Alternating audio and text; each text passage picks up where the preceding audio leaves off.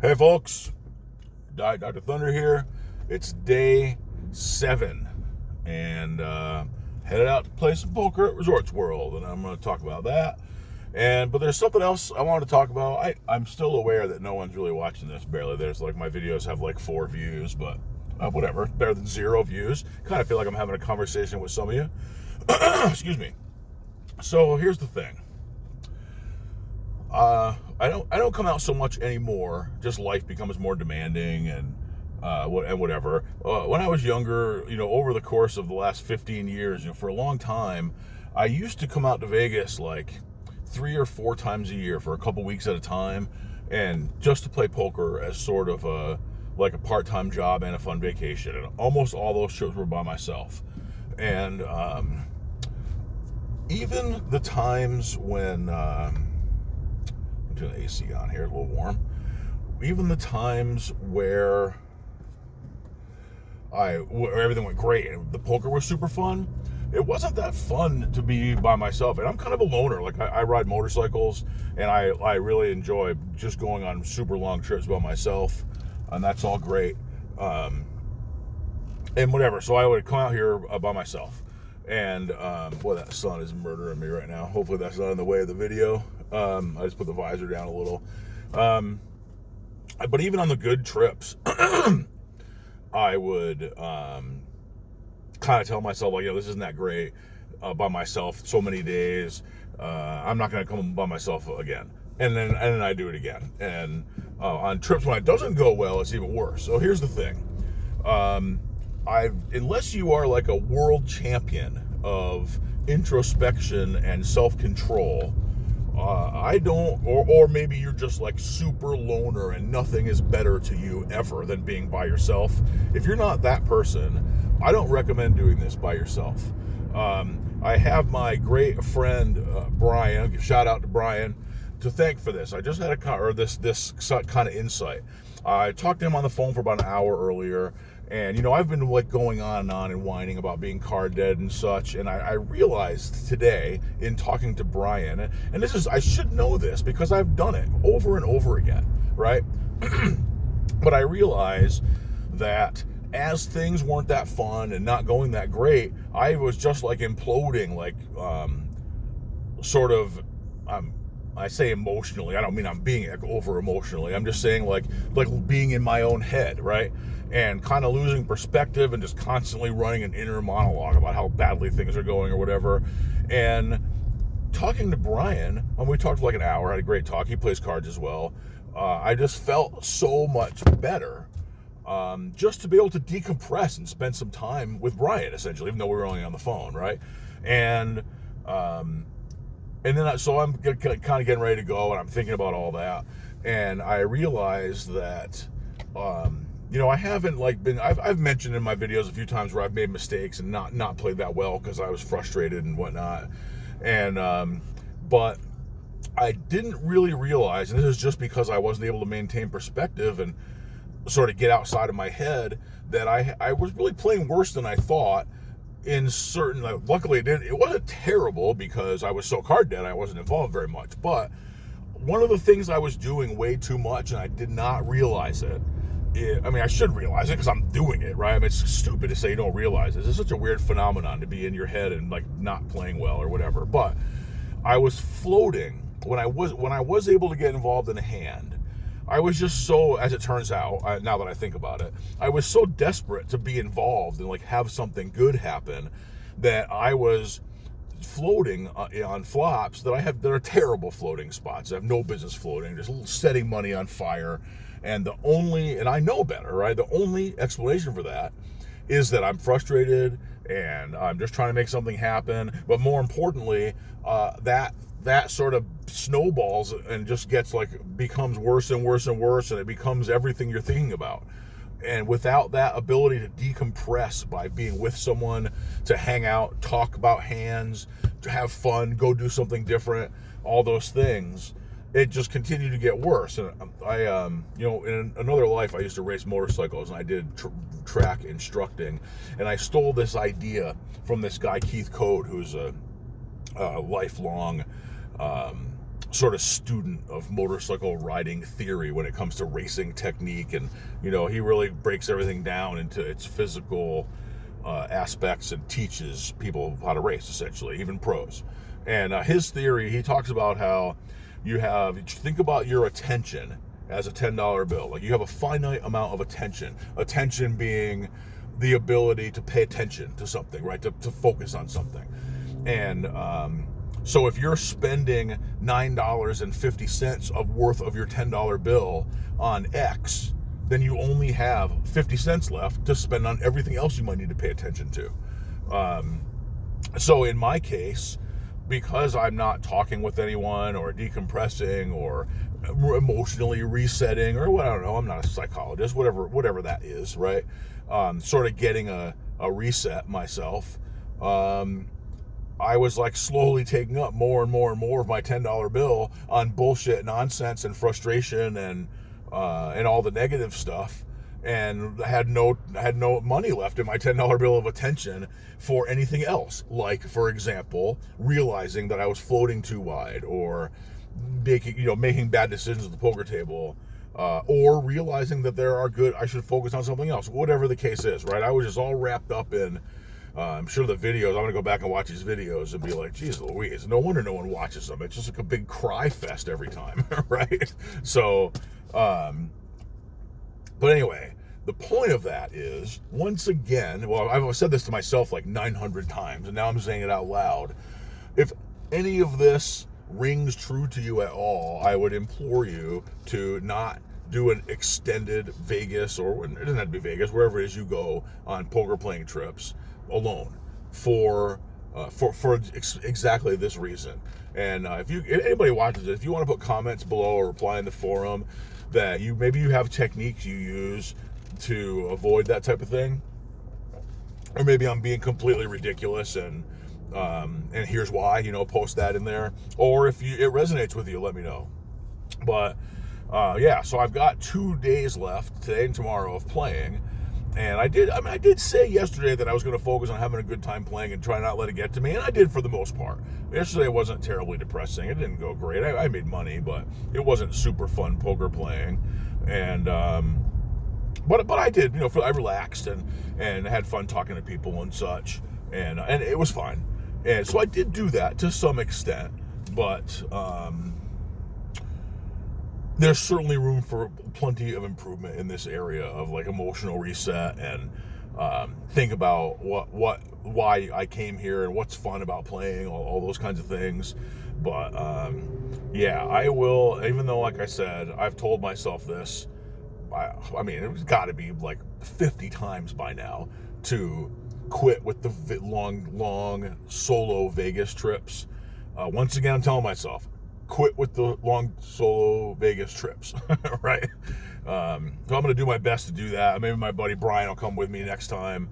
But in any case, thank you, Brian. Our talk really, I really feel like he kind of talked me off the ledge. Like I said,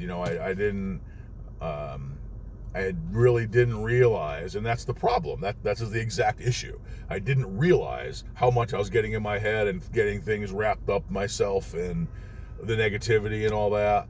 And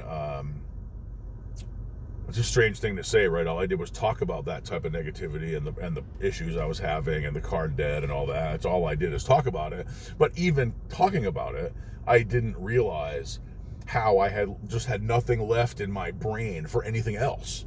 And I realize it now. She talked me off the ledge. We're going to Resorts World, and the reason I'm going to Resorts World is a second topic. It's kind of a long video, and like I always say to you guys, like, if you've made it this far, that's unbelievable. But this is why I'm going to Resorts World. There's a little story about Vegas poker. Back in the day, as I'm fond of saying, like, say 15 years ago or so, there was where the good games are was a real thing. That was a thing back then. There would be random, I can't think of any of the specifics right this second, but I'm talking about stuff like hey, do you know that every Tuesday night all the people that work at such and so all go to Planet Hollywood and play 1-2 and get drunk and whatnot, and it's always an awesome game. Or I'm totally made that up, but like that, right? If you played enough, you could learn stuff like that. And really, there were places like, oh, Wednesday nights at Bally's, always a good game because of this, or whatever. And I'm not saying every casino had that every night, but there was like little pinches of that around, and other little things where you could be like, oh yeah, that's a good game. And two things that phenomenon in Las Vegas, in my opinion, in the low stakes like 1-2, 2-5. I don't have enough experience at the mid stakes or higher stakes to comment, but apart from the common knowledge, like the Win 2-5 place or Win 5-10 is super big. It has a ton of really good players and rich people. Apart from that kind of common knowledge, I don't know about the bigger games. But two things in like 1-2, 1-3/2-5 land in Vegas have completely, in my opinion, totally removed the whole, oh, this is always a good game or that's a good game thing. That's like not a thing anymore, even though people still mention it on 2+2. It's not. And this is why. Two things. One is after Black Friday happened, we had an influx of young pros who moved here to play live because they either didn't have the wherewithal to move abroad, or for whatever reason they couldn't move abroad to play online. That's one reason. That made the games tougher. I'm not saying that every one of those people is a mastermind and they would all be winning at 100, 200 if they had the money. I'm not saying that. I'm just saying that when you compare that population in the low stakes games compared to the pre-Black Friday population in low stakes games, the pre-Black Friday one were even better. They were gamblier, looser, and that sort of coincides with a time that not only did those people come to town, but also poker was becoming increasingly popular and people were gradually getting better. And I'm not saying everybody became 1-2 slayers, but just better, right? Incrementally better. And so when you put those two things together, those games, the games weren't as good as they were before. They're still very good. 1-2 and 2-5 are super beatable. I rarely sit in a 2-5 or a 1-2 that I feel like I'm not a favorite in, for sure. So that's all still fine. I'm just saying relatively, right? So that's one thing. And the other thing is Bravo. And of course now there's Poker Atlas, but the advent of Bravo was like the end of these games are good or whatever. And this is why. I'm going to give you an example. I mentioned Planet Hollywood earlier. This is just an example, and this kind of thing happened all the time. It still does. Pardon me, I keep coughing on you guys.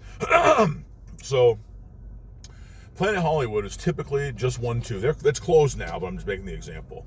1-2, they played there. And it was reliably one of the better games in town, just on an ongoing basis. Not any particular night or anything, just because that room was right next to a loud area of floor gambling and right behind a really loud bar. And you just got a constant influx of passers-by who were like, oh, look, poker like on TV or whatever, right? And would just like drunkenly sit down with some money and blast it off, like constantly. Better than in some other rooms, I personally believe, on average. So, then that's what that room was like. Every once in a while, you get the right combination. A couple people with money, a couple people want to gamble it up more, and they would spin up a 2-5 game. Now, before Bravo, if you were lucky enough to happen to be in the room when that happened, and you could jump in that game, you were about to be treated to one of the most profitable low stakes, or I guess they call 2-5 mid stakes, whatever, one of the most profitable smaller games ever, right? If you happen to be there for the Planet Hollywood 2-5, it was like all drunken ridiculousness. Nobody had any idea what they were doing, and it would just be constant gamble fest. And if you didn't run bad, you could win a pile in that game, like reliably, right? But then Bravo came along, and you could see where I'm going with this, right? Everyone knows that, right? So, well, what happened is I've personally witnessed this a couple times, even though I don't live here. When the 2-5 comes up and starts running, it appears on Bravo, and when people see on Bravo that the 2-5 is running at Planet Hollywood, all the, relatively speaking, sharks, I'm not saying that whatever, like like Doug Polk would run over to Planet Hollywood and play 2-5. I don't mean that. I'm saying that the thinking players who were trying to be good at poker, as opposed to the gambler tourists. So in that pool, the sharks would all rush to Planet Hollywood in an effort to get in that game. And so many of them that a second game would spin up, and that game would be all regs and be like a huge nit fest and terrible. And as the table changed, the seats would all be filled by nitty regs, and the game was ruined. And those two things combined are why, in my opinion, over here, this is a good game. That's like not a thing anymore. So what you're down to is, and again, I'm speaking within my realm of experience, low stakes. Back a long time ago, I only played 1-2, and then I moved up and played 2-5 with a sprinkling of 5-10. And in my sphere of experience, really what you're reduced to now is going to any one of the popular rooms, and hopefully you'll have a chance to be in a good game where people are drinking and partying and having a good time, and it'll be extra good. And if not, it's okay. The games are, generally speaking, pretty good anyway. Sometimes too nitty, but it's just more than that. My point is, now it's kind of a random happenstance, it's as opposed to you can reliably expect X, right? So that's why I'm going back to Resorts World today. I have decided that for sure Resorts World is my favorite room in Vegas. Period. It's the most comfortable. They have food service at the table, which is great. It seems to be run very well. I haven't seen a bad dealer yet. I just like everything about that room. Places like Aria to me, and also the Gold Nuggets like this, are like, it's like playing in a cave, right? The room feels like you're stuffed in a closet. It's not a good room. The games are good there, and they do a good job running a poker room. I'm talking about the physical room is terrible, especially Aria. I feel like I'm like a rat in a cage in that place. Like if they could they have every single square inch of space used that they can possibly use. Like you can't move your chair back 6 inches without smashing into something, another person or whatever. And I just can't stand that. And this room is the opposite of that. It's very spacious and airy. I'm sure if they manage to get it to where it's more popular, they will put more tables in. But there's plenty of room. They could probably add like 5 more tables and still have it be very, very roomy in there. And I haven't really looked closely, maybe even more, I don't know. But yeah, so if my theory is correct, and the good game isn't like a thing, it just kind of comes up or doesn't anywhere you're at, I might as well play at the room I like playing in the most. So back to Resorts World it is. And happy to reward them with my patronage. I think they're doing a good job over there. I hope that the advent of that place being a desirable place helps to pull activity down toward this end of the strip, which will inspire in turn more development on this end of the strip and more options on the strip someday. So I hope that happens. Maybe if that place is successful, that will add some momentum to the idea that Fontainebleau will be finished at some point, and that'll be another interesting place to go. Who's to say? But anyway, that's a lot of rambling. If anyone has watched this whole thing, I'm stunned. But you know what? My friend Brian, he might be just telling me this to make me feel good, but he said that my videos seem pretty watchable, and he enjoys them. He thinks they're okay. I know they're kind of boring. I don't have multiple camera angles or anything because I can't edit them really. All I have is my phone. But I play underground games at home regularly, and I have like an hour drive to go to the games I play in most. So I'm actually considering like an underground poker vlog. I know I'm never going to be Brad Owen or whatever. I'm just for fun. Like I enjoy doing it, and I do have a level of feeling like it's a conversation with people, even though I'm just talking to my phone. It still feels like that. Like I get a couple little comments here and there, like, "Oh, I liked your video," and that, and that's kind of fun. So I might try it at home. Like I use a couple different cameras in my car, so I can go back and edit the video and change the views.